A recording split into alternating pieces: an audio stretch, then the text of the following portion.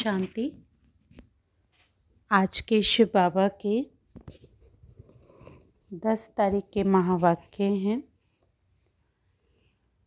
बाबा ने कहा, मीठे बच्चे, आत्मा को सतो प्रधान बनाने का फुरना रखो, अर्थात फिक्र रखो। कोई भी खामी अर्थात कमी न रह जाए, माया गफलत ना करा दे। प्रश्न है, तुम बच्चों के मुख से कौन से शुभ बोल सदा निकलने चाहिए? बाबा ने आंसर किया है कि सदा मुख से यही बोल बोलो कि हम नर से नारायण बनेंगे, कम नहीं, है ना। लक्ष्य छोटा नहीं रखना। बाबा ने कहा हमेशा इस मुख से शुभ बोल बोलो कि हम नर से नारायण बनेंगे, कम नहीं। हम ही विश्व के मालिक थे, फिर से बनेंगे, लेकिन ये मंजिल ऊंची है, इसीलिए बहुत बहुत खबरदार रहना है। अपना पोता मेल देखना है। एम ऑब्जेक्ट को सामने रख कर पुरुषार्थ करते रहना है। हार्ट फेल नहीं होना है।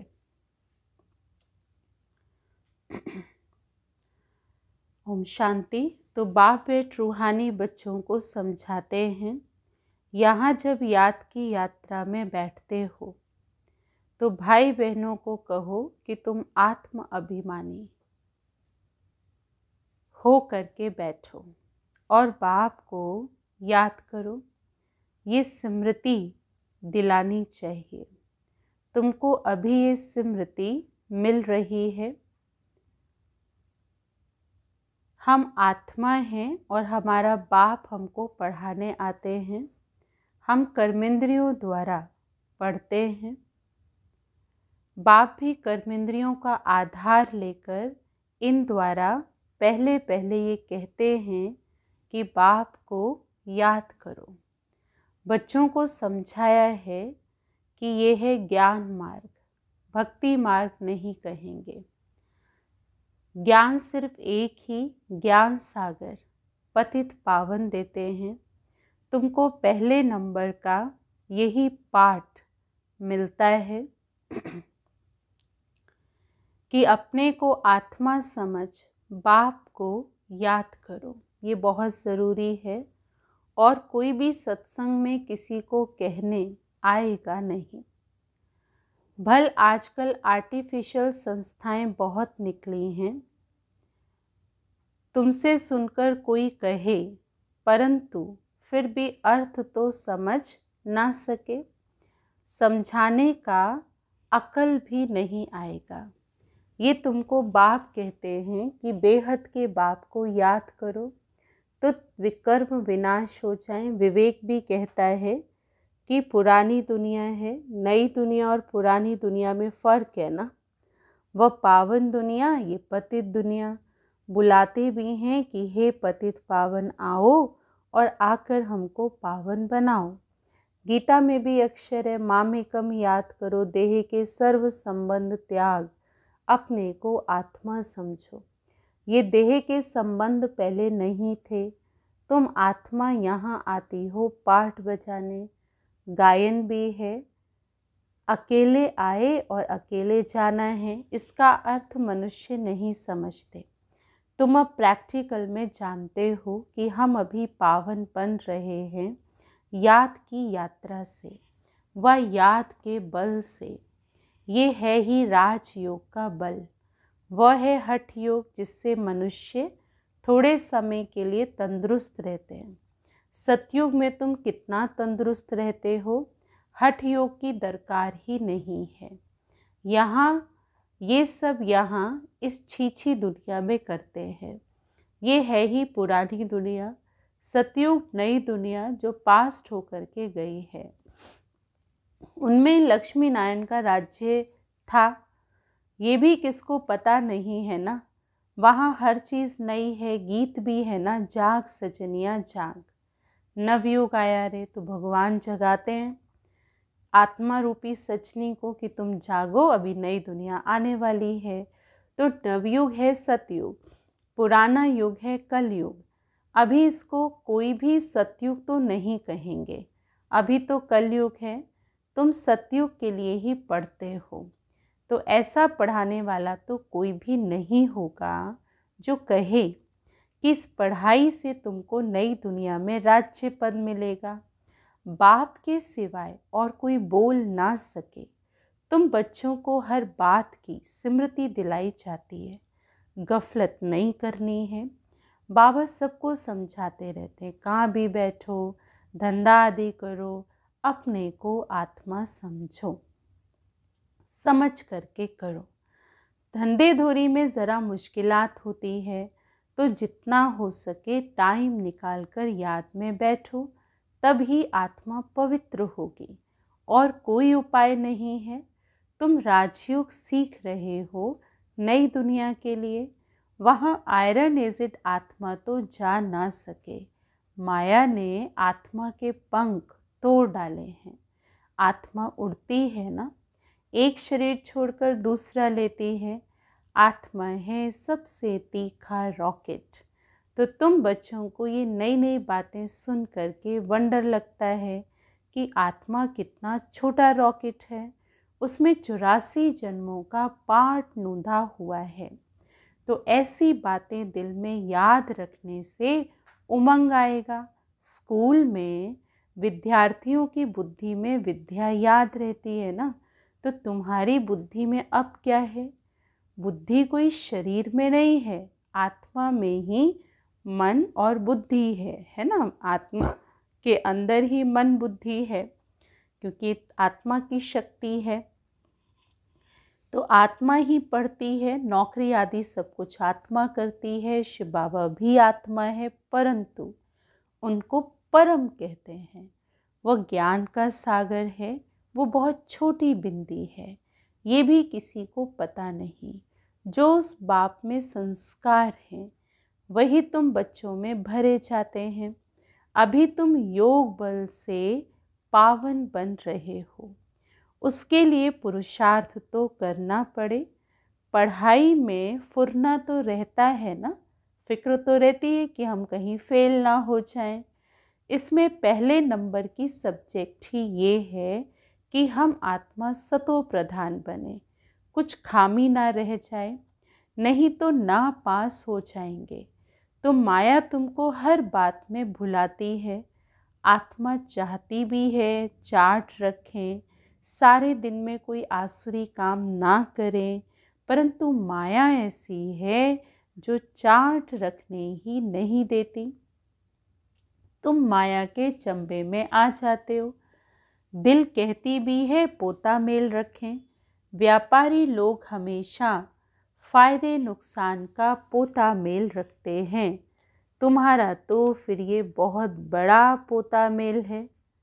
21 जन्मों की कमाई है, तो इसमें गफलत नहीं करनी चाहिए। बच्चे बहुत गफलत करते हैं। इस बाबा को तो तुम बच्चे सूक्ष्म वतन में स्वर्ग में भी देखते हो। बाबा भी बहुत पुरुषार्थ करते हैं। ब्रह्मा बाबा की बात हो रही है, वंडर भी खाते रहते हैं। बाबा की याद में मैं स्नान करता हूँ, भोजन खाता हूँ, फिर भी भूल जाता हूँ, फिर याद करने लगता हूँ। बड़ी सब्जेक्ट है ना, तो अटेंशन तो चाहिए। इस बात में कोई भी मतभेद नहीं आ सकता। गीता में भी है कि देह सहित देह के सब धर्म छोड़ो, बाकी रही आत्मा। देह को भूल अपने को आत्मा समझो। आत्मा ही पतित तमो प्रधान बनी है। मनुष्य फिर कह देते हैं आत्मा निर्लेप है। माना आत्मा सो परमात्मा सो आत्मा, इसलिए समझते हैं आत्मा में कोई लेप छेप नहीं लगता। तमोगुणी मनुष्य शिक्षा भी तमोगुणी देते हैं, सतोगुणी तो बना न सके। भक्ति मार्ग में तमो प्रधान बनना है। हर एक चीज़ पहले सतो प्रधान, फिर रजो, फिर तमो में आती है। ये हर चीज़ की स्टेज है ना, चीज़ नई से पुरानी तो होती है। तो कंस्ट्रक्शन और डिस्ट्रक्शन होता है। बाप नई दुनिया का कंस्ट्रक्शन कराते, फिर इस पुरानी दुनिया का डिस्ट्रक्शन हो जाता है। भगवान तो नई दुनिया रचने वाला है। ये पुरानी दुनिया बदल करके नई होगी। नई दुनिया के चिन्ह तो ये लक्ष्मी नारायण है ना, ये नई दुनिया के मालिक हैं। त्रेता को भी नई दुनिया नहीं कहेंगे। कलयुग को पुराना और सतयुग को नया कहा जाता है। कलयुग अंत और सतयुग आदि का फिर ये है संगम युग। कोई MA BA पढ़ते हैं तो ऊंच बन जाते हैं ना, तुम इस पढ़ाई से कितना ऊंच बनते हो। दुनिया इस बात को नहीं जानती इनको इतना ऊंचा किसने बनाया। तुम अभी आदि मध्य अंत को जान गए हो, सबकी जीवन कहानी को तुम जानते हो। ये है नॉलेज। भक्ति में नॉलेज नहीं है, सिर्फ कर्म कांड सिखाते हैं। भक्ति तो अथाह है, कितना वर्णन करते हैं, बहुत खूबसूरत दिखाई पड़ती है। बीज में क्या खूबसूरती है, इतना छोटा बीज कितना बड़ा हो जाता है। ठीक है ना, बाबा ने कहा बीज में उतनी खूबसूरती नहीं होती है, पर उसके विस्तार में बहुत खूबसूरती होती है। तो बाबा ने कहा इतना छोटा बीज कितना बड़ा हो जाता है। भक्ति का ये झाड़ है, अथाह कर्म कांड है। अब ज्ञान का गुटका तो एक ही है, वो है मन मना भव। बाबा कहते हैं तमो प्रधान से सतो प्रधान बनने के लिए मुझे याद करो। तुम कहते भी हो कि हे पतित पावन, आकर हमको पावन बनाओ। रावण राज्य में सब पतित दुखी हैं, राम राज्य में सब पावन और सुखी हैं। राम राज्य रावण राज्य नाम तो है, राम राज्य का किसी को भी पता नहीं है सिवाय तुम बच्चों के। तुम अब पुरुषार्थ कर रहे हो, 84 जन्मों का राज भी तुम्हारे सिवाय और कोई नहीं जानते। भल करके कहते हैं भगवानुवाच मन मना भव। सो क्या ऐसे थोड़ी कोई समझाएंगे कि तुमने 84 जन्म कैसे पूरे लिए। अब चक्र पूरा होता है। गीता सुनाने वालों का जाकर सुनो कि गीता पर क्या बोलते हैं, तो तुम्हारी बुद्धि में अब सारा ज्ञान टपकता रहता है। बाबा पूछते हैं आगे कभी मिले हो। बाबा के पास जाते हैं तो बाबा पूछते हैं ना आगे कभी मिले हो, तो कहते हैं हाँ बाबा कल पहले मिले थे। बाबा पूछते हैं और तुम उत्तर देते हो, तो कैसे, अर्थ सहित। भाई इस जन्म में तो पहली बार ही मिल रहे हैं, लेकिन कल्प पहले भी मिले थे, तो अर्थ सहित उत्तर बाबा को देते हैं। ऐसे नहीं कि तोते मिसल कह देंगे। फिर बाबा पूछते हैं क्यों मिले थे, क्या पाया था, तो तुम कह सकते हो ना बाबा हमने विश्व का राज्य पाया था, उसमें सब आ जाता है। भल तुम कहते हो नर से नारायण बने थे, परंतु विश्व का मालिक बनना, उसमें राजा रानी और डीटी डिनोस्टी सब हैं। उनका मालिक राजा रानी प्रजा सब बनेंगे। इसको कहा जाता है शुभ बोलना। हम तो नर से नारायण बनेंगे, कम नहीं। बाप कहेंगे हाँ बच्चे पूरा पुरुषार्थ करो, अपना पोता मेल भी देखना है कि इस हालत में हम ऊंच पद पा सकेंगे व नहीं। कितनों को रास्ता बताया है, कितने अंधों की लाठी बना हूँ। अगर सर्विस नहीं करते तो समझना चाहिए कि हम प्रजा में चले जाएंगे।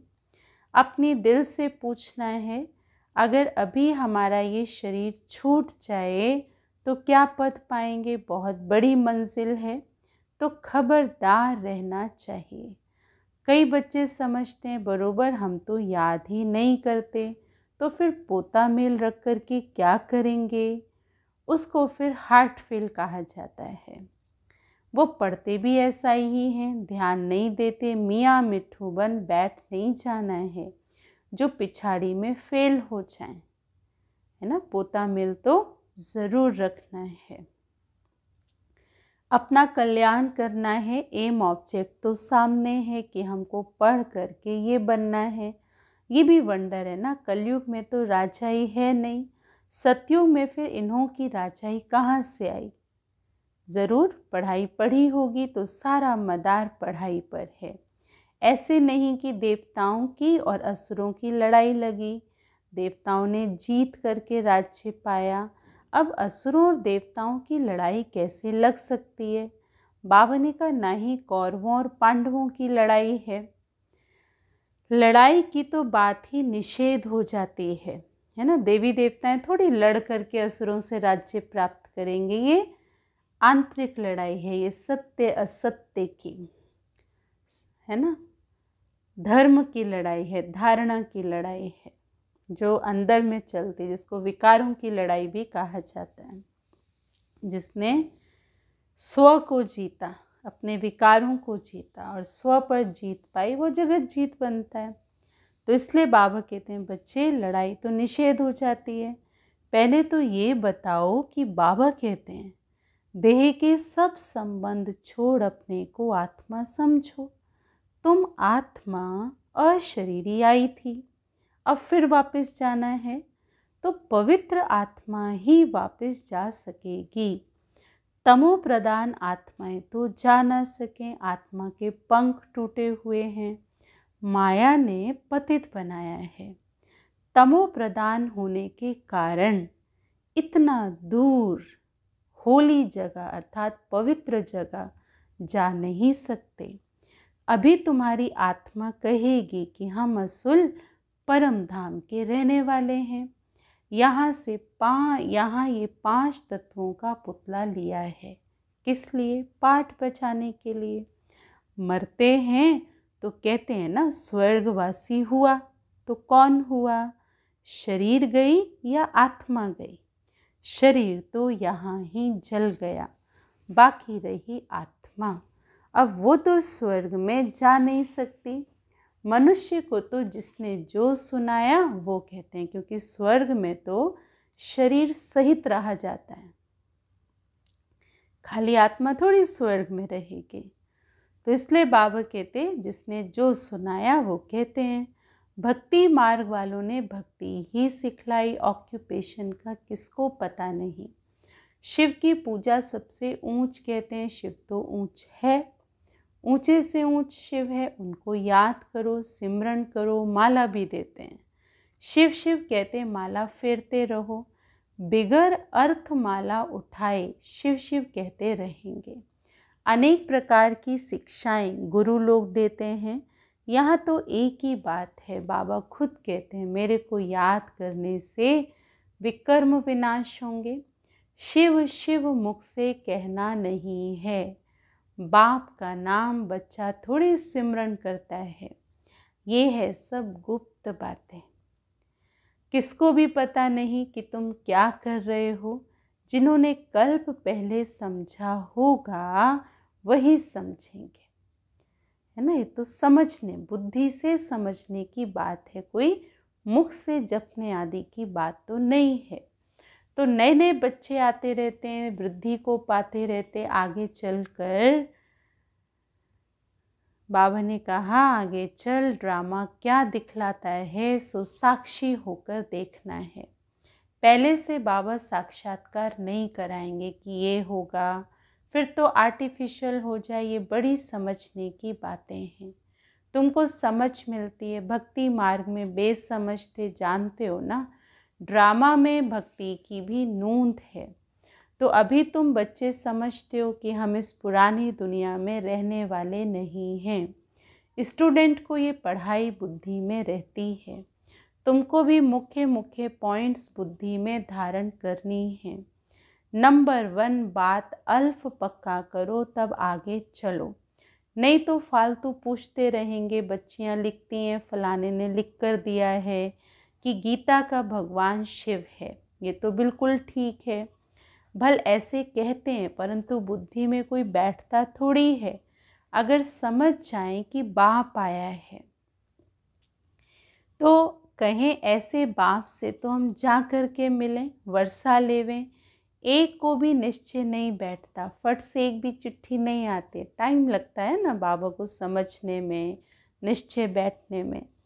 तो बाबा कहते भल करके लिखते भी हैं, नॉलेज बहुत अच्छी है, परंतु इतनी हिम्मत नहीं होती जो समझें कि वाह ऐसा बाबा जिससे हम इतना समय दूर रहे, भक्ति मार्ग में धक्के खाए, अब वो बाप विश्व का मालिक बनाने के लिए आए हैं, है ना। तो भाग आए, अगर पता चल जाए तो आ जाए, आगे चलकर ऐसे निकलेंगे। अगर बाप को पहचाना है तो ऊंचे से ऊंच भगवान है, तो उनका बनो ना। समझानी ऐसी देनी चाहिए जो कपाट ही खुल जाएं, बुद्धि के दरवाजे खुल जाएं। अच्छा, मीठे मीठे सिकी लधे बच्चों प्रति माता पिता बाप दादा का याद प्यार और गुड मॉर्निंग। रूहानी बाप की रूहानी बच्चों को नमस्ते। हम रूहानी बच्चों की रूहानी बाप दादा को नमस्ते नमस्ते। धारणा के लिए सार है, धंधा आदि करते आत्मा को पावन बनाने के लिए समय निकाल याद की मेहनत करनी है। कोई भी आसुरी काम कभी भी नहीं करना है, अपना और दूसरों का कल्याण करना है, पढ़ाई पढ़ना और पढ़ाना है, मियाँ मिट्ठू नहीं बनना है, याद का बल जमा करना है। वरदान है, साकार बाप को फॉलो कर नंबर 1 लेने वाले संपूर्ण फरिश्ता भव।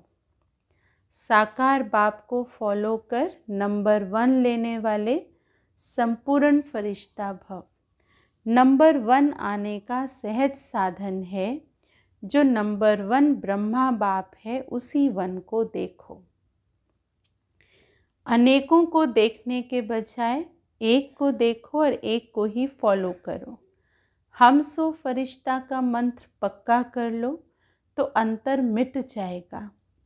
फिर साइंस का यंत्र अपना काम शुरू करेगा और आप संपूर्ण फरिश्ते देवता बनकर नई दुनिया में अवतरित होंगे।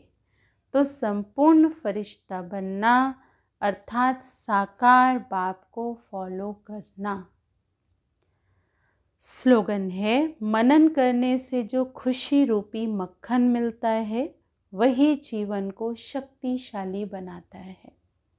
मनन करने से जो खुशी रूपी मक्खन मिलता है वही जीवन को शक्तिशाली बनाता है। मनन करने से ज्ञान की पॉइंट नई नई रत्न के रूप में प्राप्त होती है, और रत्न जितने इकट्ठे होते हैं उतनी नेचुरल खुशी होती है ना। तो खुशी रूपी मक्खन निकलता है मनन करते हैं तो, और ये जो मक्खन खाता है शक्तिशाली होता है, और पचाना भी आना चाहिए ना। तो ज्ञान कब पचता है? जब हम उसका मनन करते हैं।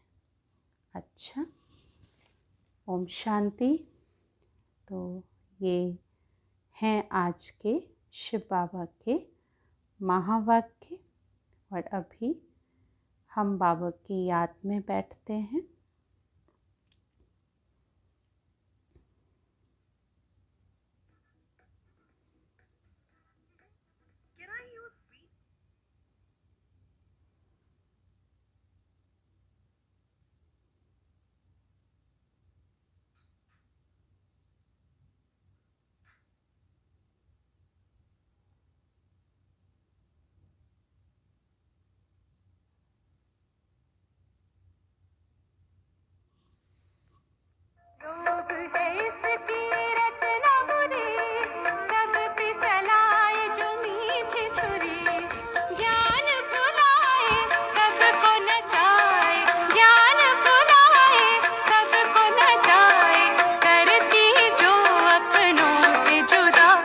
नहीं नहीं नहीं, सदा मैं संतुष्ट रहूंगा, ज्ञान रत्न से झोली भरूंगा, सदा मैं संतुष्ट रहूंगा, ज्ञान